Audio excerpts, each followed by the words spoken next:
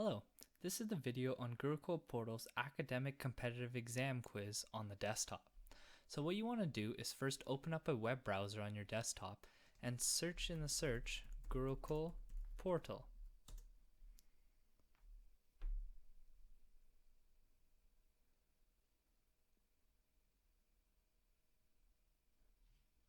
Once that's searched up, what you want to do is click on the gurukulportal.com extension and the Gurukul Portal home and click on this so that it can take us to the main homepage. Once it loads up, we can see that we're at the home page of Gurukul Portal, and we can see in the top we have the home, about us, quiz me, login, and sign up. What we're going to be covering is the quiz me section, specifically academic competitive exams.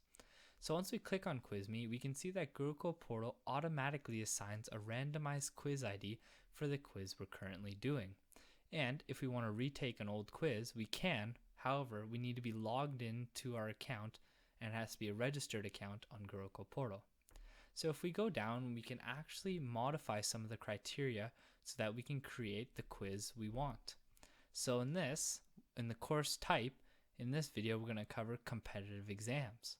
So now we're going to go to the exam body, and let's suppose the SAT exam, the grade, maybe 12, and then we can also select the specific subject that we want to practice. However, let's leave that blank so we can get a full sort of overview of the entire exam. Now, if we go down to the number of questions, an unregistered account can do a maximum of 10. Thus, right now we're going to click 7. And for the time, we can do anything from 30 minutes, 60 minutes to 3 hours. But in this video, we're only going to do 3 minutes. Now, once we've filled in all the boxes, now we can click Quiz Me. And we can see that the quiz was created successfully. Here you can see that the quiz source, contributor, and difficulty level were left blank because in the actual exam, there's a variation in the quiz difficulty and sort of the source inputs. And if you leave those sections blank, Gurukul automatically randomizes them. And once we click attempt, the timer will start and the quiz will start. So let's click attempt. And we can see that in the quiz ID, we have the quiz ID and the different sections that we inputted before. And we can see the question here, and we can see the different options.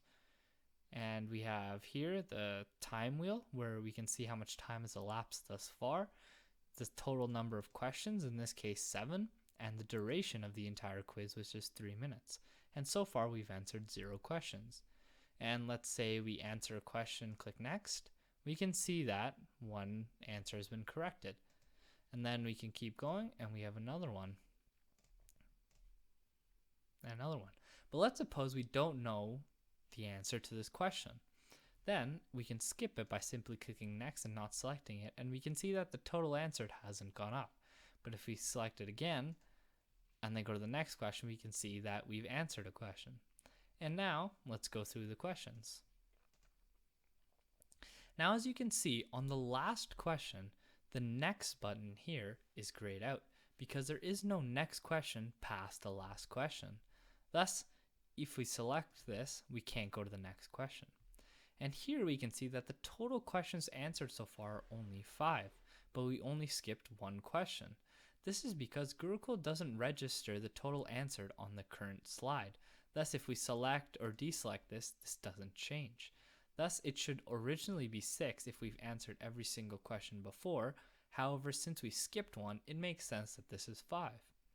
So we can click on this, and then we can go back to the previous questions and actually go back to the question we skipped. However, in this case, we can simply submit the quiz.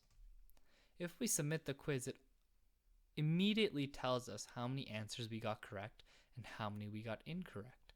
So if we click OK, we can get the full breakdown of our quiz, especially the categories that we had, the results here in the dashboard, and the breakdown of each of the questions.